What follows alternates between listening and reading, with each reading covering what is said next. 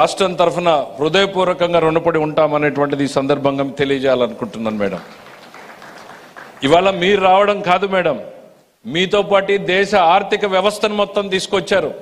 ఇక్కడ ఉన్న వాళ్ళని ఒక్కొక్కరిని చూస్తూ ఉంటే వాళ్ళ అపాయింట్మెంట్ల కోసమే దాదాపు ఎంతో మంది వెయిట్ చేయాల్సినటువంటి పరిస్థితులు వచ్చేవి. The great state bank, the great union bank of India, bank of Baroda, the Canara bank, the Bank of India, Indian Bank, Central Bank of India, NABARD, Andhra Pradesh Gramina Bank, State Cooperative Bank, Punjab National Bank, Indian Overseas Bank, IDA Bank Limited, and the largest investor LIC of India and the New India Assurance Company. దేశ ఆర్థిక వ్యవస్థ మొత్తం ఈరోజు బొంబాయిలో లేదు, అమరావతిలో ఉంది అనడానికి ఇంతకన్నా మీరు మాకిస్తున్నటువంటి సపోర్ట్కి ఇంతకన్నా వేరే ఏం ఎగ్జాంపుల్ అవసరం లేదు madam. With all the wholeheartedness you have been supporting us and we shall be ever grateful to you. నా స్పీచ్లోకి వెళ్ళే ముందు వారితో నాకున్నటువంటి ఒక సంవత్సరంలో నా అనుభవాలను రెండు పంచుకోవాలనుకుంటున్నాను. నేను రాజకీయాల్లో 40 సంవత్సరాలుగా ఉన్న చంద్రబాబు నాయుడు గారితో ప్రతిరోజు నేర్చుకుంటూనే ఉన్నా. మేడం గారిని కలిసే మొదటి రోజుల్లో చాలా మంది చెప్పారు, she's a tough lady. Yes, she's tough, she's tough. ఇంట్లో అమ్మ కూడా అంతే కఠినంగా ఉంటుంది. మన ఇంట్లో ఆ కఠినంగా అమ్మ లేకపోతే మనం ఇట్లా తయారైండే వాళ్ళం కాదు. అడిగినవన్నీ అమ్మ కొనివ్వదు, అడిగినవన్నీ అమ్మ ఇవ్వదు మన చేతికి. ప్రతిరోజు ఐస్ క్రీమ్లు ఇవ్వదు, ప్రతిరోజు బట్టలు ఇవ్వదు, ప్రతిరోజు మనం చేయాల్సినవి చేది. ఏది అవసరమో ఎప్పుడు అవసరమో అప్పుడే ఇస్తుంది తల్లి. అలాంటి అమ్మతనాన్ని ఆమెలో చూశాను నేను. If she's tough, yes she's really tough. If it is not in the interest of the state, if it is not in the interest of the people, it is not interest of the financial discipline, she's tough.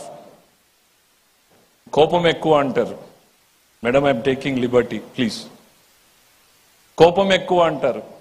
Yes, time waste చేయడం అంటే ఆమెకు కోపం ఎక్కువ.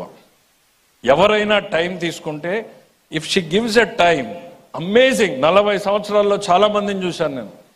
She comes thoroughly prepared. మనం ఏ సమస్యతో వెళ్తున్నాం ముందు అడుగుతారు, ఇచ్చిన తర్వాత అసలు పాసిబుల్ సొల్యూషన్స్తో వస్తారు. And she expect the same homework from us. If we don't do that homework, I think she is right. ఆ కోపం ఉండడం అవసరం. ఎందుకంటే ఇంత పెద్ద భారతదేశ వ్యవస్థలో ప్రతి క్షణం కూడా విలువైనటువంటిదే. ఆ సమయం విలువ తెలిసిన వ్యక్తిగా ఆమె చూపించేటువంటి కోపాన్ని అర్థం చేసుకోవాలనేటువంటిది నేను ఈ దేశాన్ని కోరుతా ఉన్నాను. అండ్ ద కైండ్ ఆఫ్, ఒక్క పోలవరం మీద వెళ్తే మేడంకి పోలవరం గురించి అంత ఎక్కువ ఏం తెలిసి ఉంటుందిలే అనుకున్న ఫస్ట్ మీటింగ్కి వెళ్ళాను madam. I was shocked.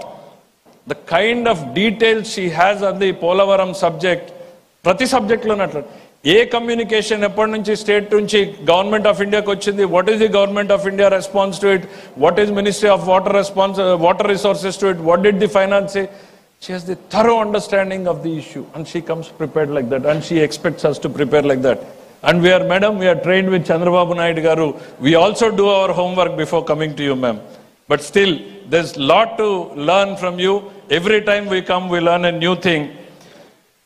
In fact, మీరు టఫ్ అంటే మేము అనుకునే వాళ్ళం.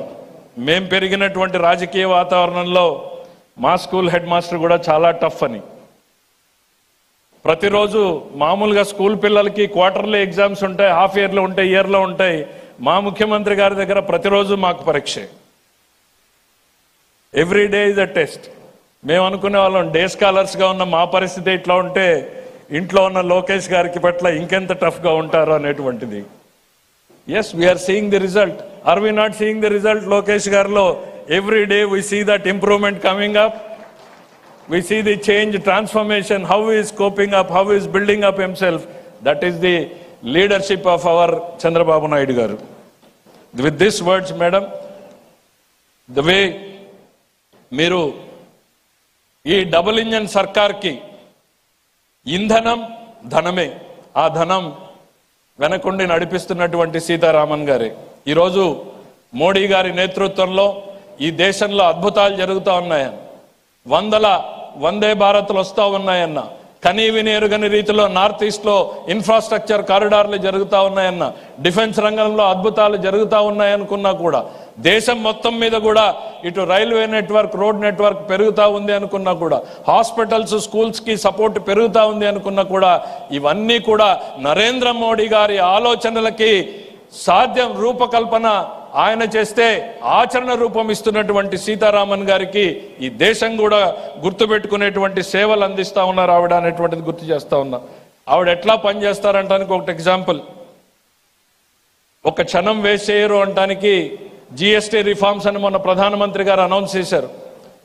ఒక నెలలో ఇంప్లిమెంట్ చేస్తామంటే నాకున్నటువంటి అవగాహనతో నేను అనుకున్నా ఇది కనీసం 6 నెలలు పడుతుంది, ఒక నెలలో ఎట్లా చేయగలుగుతారు అని ఇంప్లిమెంట్ చేసి చూపించారు. ఆ తర్వాత వెళ్ళి అడిగాను, మేడం ఇది ఎట్లా సాధ్యమైంది, ఎట్లా చేయగలిగారు అని అంటే, the day I completed my budget I started the same day evening my preparation on GST అని.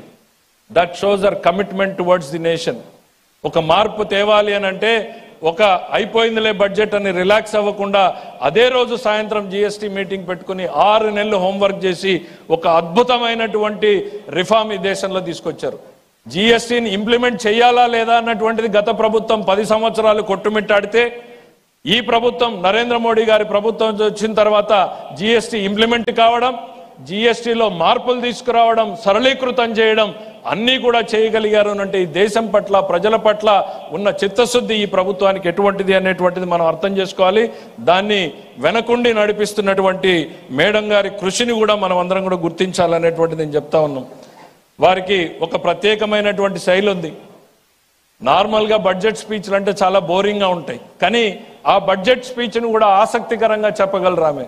ఆమె చేసే రాజకీయ ప్రసంగాలు అయితే వి ఈగర్లీ వెయిట్, బికాజ్ ఆమె రిటార్ట్స్ ప్రతిపక్షం చేసేటువంటి అసత్య ఆరోపణల పట్ల ఆమె ఇచ్చే sharp retorts are a good learning ground for all the young aspiring politicians అనేటువంటిది నేను చెప్పగలుగుతాను. అది ఎప్పుడు వస్తుంది అంటే విషయం పట్ల సంపూర్ణమైనటువంటి అవగాహన ఉన్నప్పుడు మాత్రమే వస్తుంది అనేటువంటిది కూడా చెప్తా ఉన్నాం. ఈరోజు